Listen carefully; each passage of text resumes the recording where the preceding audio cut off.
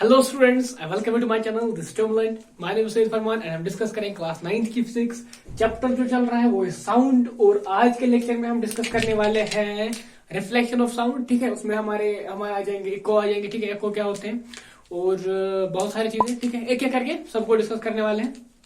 तो सबसे पहले रिफ्लेक्शन ऑफ साउंड। ठीक है, रिफ्लेक्शन ऑफ साउंड क्रॉस और एस।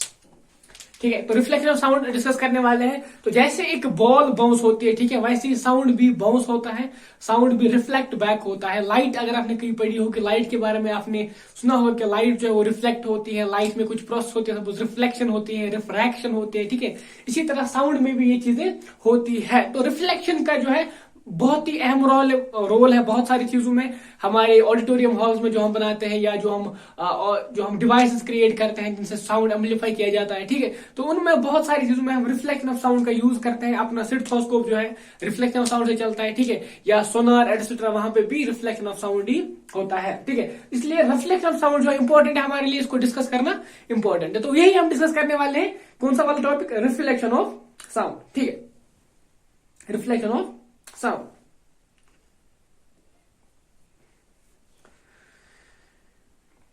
तो स्टार्ट करते हैं। पहला टॉपिक जो रहने वाला है हमारा वो है एको। ठीक है, एको आपने बहुत बार सुना कि कोई भी आवाज जब हम निकालते हैं, ठीक है, हम कोई जोर से कोई चीज बोलते हैं तो वो फिर वापस आके हमें फिर से सुनाई देती है। ठीक है, उसको हम एको के नाम से जानते हैं। ठीक, ECHO। ठीक है, बहुत बार आपने ऑब्जर्व भी किया होगा और कॉमन सी चीज है हमारी मतलब डेली लाइफ में। ये कहीं ना कहीं तो हमें ऐसा देखने को मिलता है कि हम कोई चीज बोलते हैं यहां से कुछ टाइम के बाद वापस वही से रिपीट होती है। ठीक, तो उसको एंजॉय भी करते हैं हम बचपन में। तो इसमें क्या होता है एको में क्या होता है, जैसे ही हम कोई साउंड यहां से भेज देते हैं, कोई आवाज हम निकालते हैं, तो उसको क्या होता है वो रिफ्लेक्ट होके वापस आ जाती है। ठीक है, उसके लिए कुछ कंडीशंस है। ये जनरल वे में आप रूम में बैठे हो, वहां पे भी आपकी दीवार है कोई, लेकिन वहां पे एको नहीं होता। क्यों नहीं होता? कुछ कंडीशंस है, वो अगर फुलफिल होती है तो ही, अगर वो कंडीशन फुलफिल होती है तो ही एको होगा। ठीक है, सपोज मैं आपको बोलूंगा क्या होता है कि हमारा जो माइंड होता है, ठीक है, हमारा जो माइंड होता है एक साउंड को प्रोसेस करने में उसको 0.1 सेकेंड लगते हैं। ठीक है, हमारे माइंड को एक साउंड जो वो सुनता है हमारे कानों से, फिर उसको प्रोसेस करने में, उसको अंडरस्टैंड करने में लगते हैं 0.1 सेकेंड।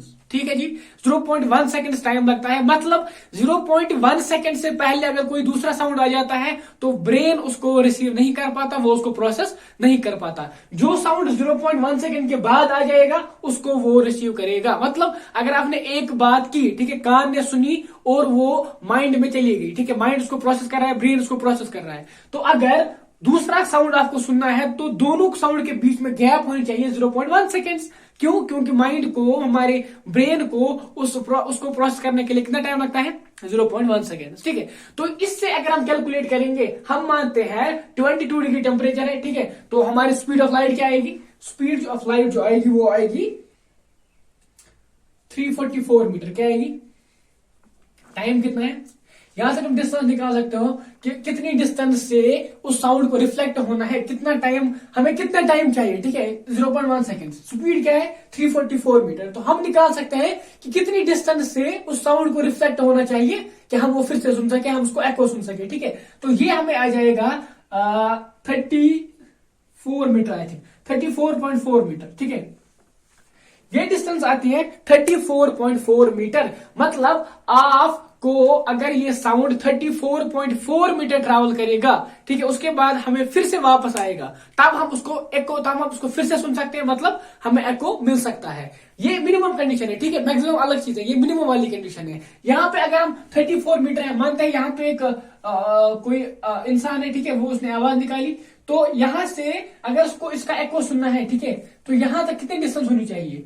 ये टोटल डिस्टेंस साउंड की यहां से जाएगा, फिर यहां से रिफ्लेक्ट होकर वापस आएगा, ये कितनी है? 34.4। मतलब 17.2 मीटर डिस्टेंस यहां से यहां तक होनी चाहिए। ठीक है, ये आपको याद रखना, ये इंपॉर्टेंट पॉइंट है, ये एको की प्रॉपर्टी है। इसके बाद आपको एको यहां पे आ जाएगा, इसके बाद आप एको सुन सकते हो। अगर कोई ऑर्गेनिज्म है, कोई इंसान है, ठीक है, उसने आवाज निकाली और एक दीवार है जो 17.2 मीटर पे रखी है, ठीक है, वहां से साउंड रिफ्लेक्ट हो रहा है, तो ये एको तभी सुन सकता है जब ये डिस्टेंस 17.2 मीटर हो या उससे ज्यादा। उससे कम होगी तो आप एको नहीं सुनोगे। क्यों? क्योंकि टाइम 0.1 सेकेंड हमें चाहिए। 0.1 सेकेंड अगर हमें चाहिए तो साउंड यहां से जाएगा 17.2 मीटर 0.05 सेकेंड, ठीक है। फिर यहां से वापस आएगा 0.05 सेकेंड, मतलब 0.1 सेकेंड में वो ये सारे डिस्टेंस ट्रैवल करेगा। उसके बाद हम उसको फिर से सुन सकते हैं, ठीक है। समझ में आ गया? सिंपल चीज है। मतलब अगर हमें 0.1 सेकेंड के पास साउंड आएगा वो हम सुनेंगे। उसके लिए 34.4 मीटर ट्रैवल करना पड़ेगा उस साउंड को हमें सुनवाने के लिए दोबारा, ठीक। तो वो हम इस तरीके से कर सकते हैं। मतलब मिनिमम डिस्टेंस 17.2 मीटर होनी चाहिए तभी आप एको सुन सकते हो। इसलिए यूजुअली हम अपने रूम्स में बैठे होते हैं, वहां पे एको नहीं होता, ठीक है।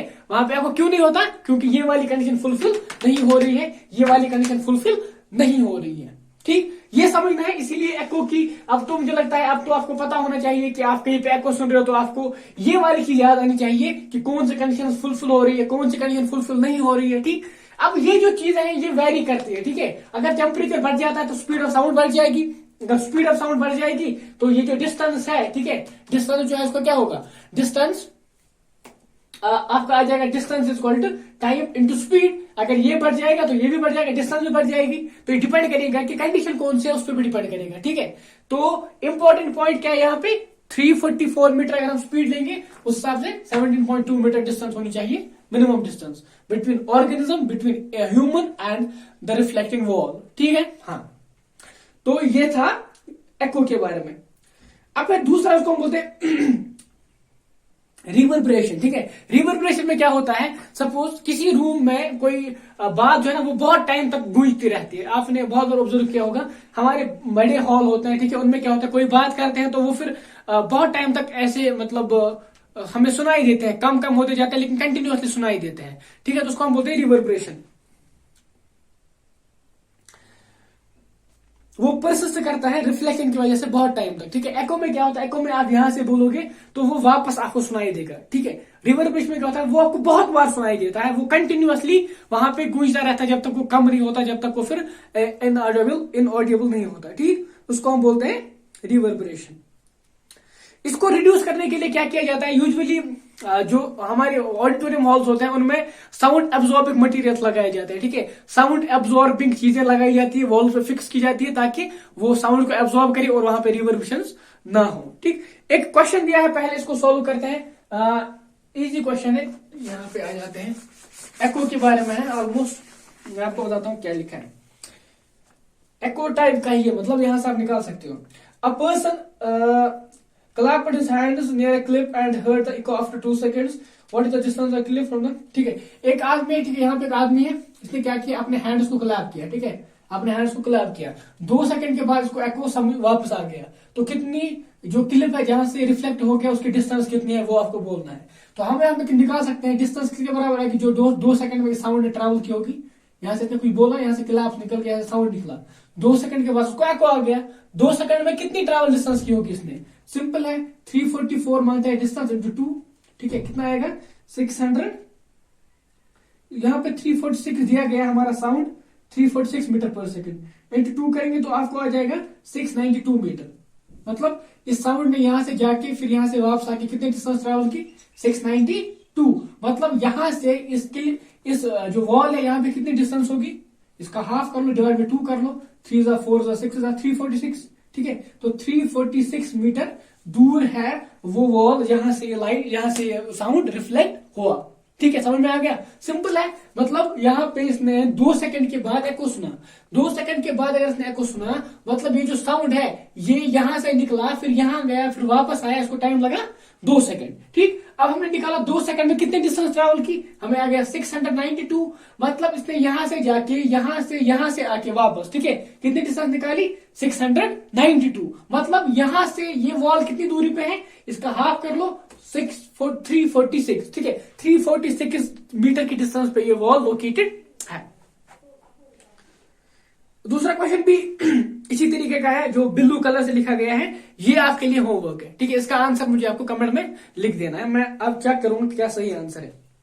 अब हमें पढ़ना है कि रिफ्लेक्शन जो है इसके यूजेस कहाँ कहाँ पे है, डेली लाइफ में कहाँ कहाँ पे हम रिफ्लेक्शन ऑफ साउंड का यूज करते हैं। ठीक है, पहला पॉइंट है मेगाफोन्स और लाउड हेलर्स। ठीक है, horns, musical instrument such as trumpets and shehnais are all designed send sound in a particular direction without spreading in all directions as shown. ठीक है, जैसी शहनाई होती है, ठीक है, या जो हमारे वो हॉर्न्स होते हैं, ठीक, उनमें क्या होता है, उनको ऐसे एक टाइप का, ठीक है, इस तरीके की ये जो होती है आउटर होती है, ठीक है, आउटर ऐसे होता है इसका, यहाँ पे फिर ऐसे कम होता है। ठीक है, मान लो ये एक टाइप का, इसको हम प्रेस करते हैं, यहाँ पे साउंड आ जाता है। ठीक है, इसको क्या किया जाता है, ये इसको डायरेक्शन देने के लिए होता है साउंड वेव्स को, ये साउंड वेव्स को पर्टिकुलर डायरेक्शन में ही भेजता है, उनको स्प्रेड होने नहीं देता है। दैट इज वाई यहाँ पे आपको लाउडर साउंड आता है जब ऐसी शेप हम देते हैं उसको। ठीक, इसीलिए इनको ऐसे शेप दिया जाता है कि साउंड की जो रिफ्लेक्शन है उसको यहाँ पे रिफ्लेक्ट करके उसको पर्टिकुलर डायरेक्शन में भेज दिया जाए। ठीक है,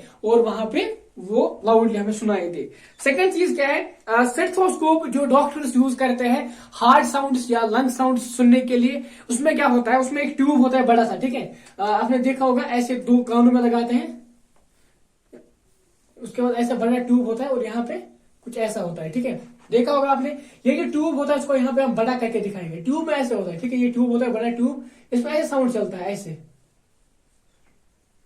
ऐसे साउंड चलता है रिफ्लेक्शन की वजह से, तो वो पर्टिकुलर डायरेक्शन में इस ट्यूब के थ्रू यहाँ पे कान में पहुंच जाता है। तो अगर एक ट्यूब नहीं होता है तो वो स्प्रेड होगा और ये इसको नहीं सुनाई देगा। तो उसको पर्टिकुलर वेव में ट्रैवल करने के लिए एक ट्यूब दिया जाता है जिससे वो इजीली मतलब ज्यादा एम्पलीफाइड वे में पहुंच जाता है कानों तक। ठीक है, तो ये इसमें यूज होता है हमारी साउंड की रिफ्लेक्शन का। Generally, the ceilings of a concert hall, conference halls, and cinema halls are curved, so the sound of reflection reaches all corners. ठीक है, जो हमारे सिनेमा हॉल्स होते हैं या उनमें क्या होता है, यहाँ पे अगर ऑडियंस बॉक्स है, ठीक है, यहाँ पे डाइस मान लो आप, यहाँ पे आदमी बात कर सकता है। ठीक, ये जो यहाँ पे वॉल होता है ये कुछ इस तरीके से होता है, मतलब इसको इस तरीके से रखा जाता है वॉल को, साउंड है ना यहाँ पे जाके ऐसे रिफ्लेक्ट करता है। ठीक है, मतलब क्या होता है, इससे ये जो ऑडियंस होते हैं, ठीक है, ऑडियंस को क्या होता है, ऑडियंस पे ये यूनिफॉर्मली पहुंच जाता है, लास्ट वाली ऑडियंस भी इसको सुन पाती है because of reflection of sound. ठीक है, ये इसको यूनिफॉर्मली स्प्रेड करता है साउंड को सारे ऑडियंस के लिए। ठीक, हाँ,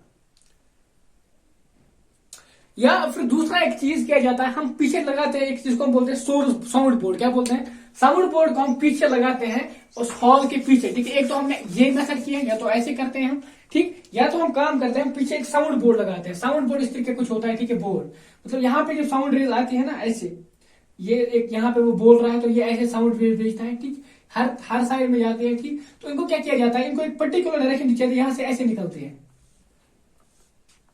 ठीक है, इस डायरेक्शन में ये निकलती है वापस।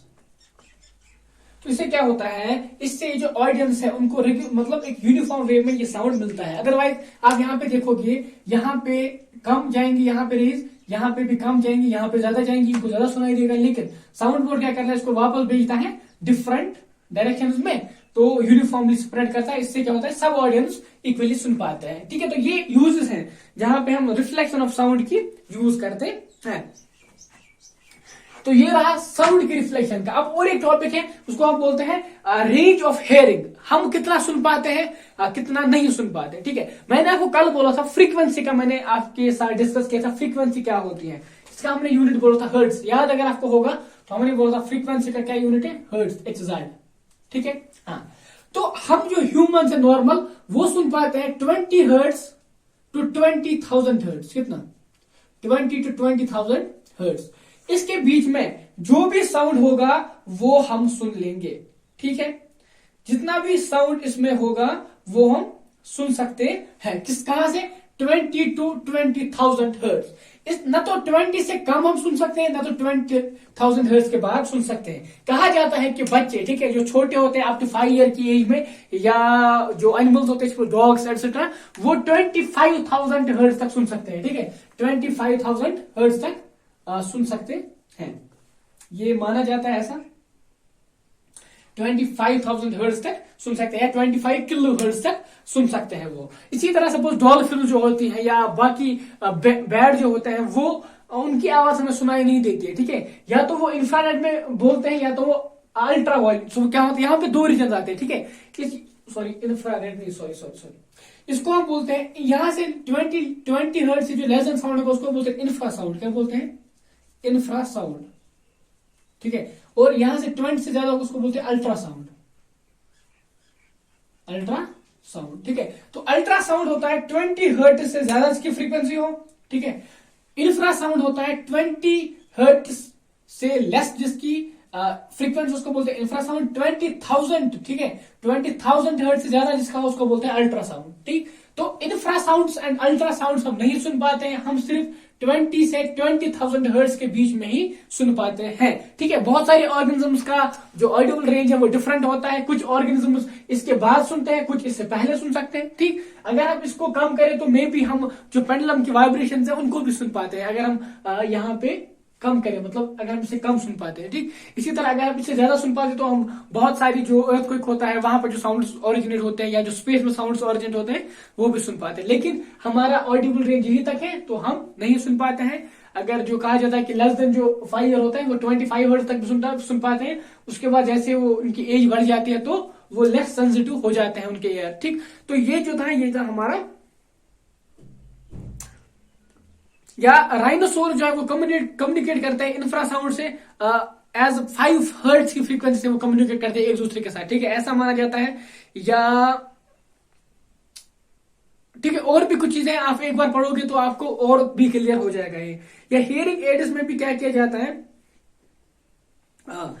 ये क्या कहता है, साउंड वेव्स को इलेक्ट्रिक सिग्नल में कन्वर्ट करता है। Electric signals are amplified by the amplifier. The amplified electric signals are given to a speaker of the hearing aid. The speaker converts the amplified electric signals to sound and sends the ear to a clear hearing, ठीक है। तो क्या होता है, वो वहां पे sound को पहले इलेक्ट्रिक सिग्नल में कन्वर्ट करता है, उसके बाद उसको एम्पलीफाई किया जाता है, उसके बाद स्पीकर को भेज दिया जाता है, स्पीकर उसको एम्पलीफाई करके बोल देता है तो फिर वो कान को सुनाई देता है। तो हियरिंग एड्स में भी इसी का यूज किया जाता है, मतलब उसको एम्पलीफाई करके थोड़ा सा जोर से बोला जाता है, ठीक है। बाकी वही सिंपल है।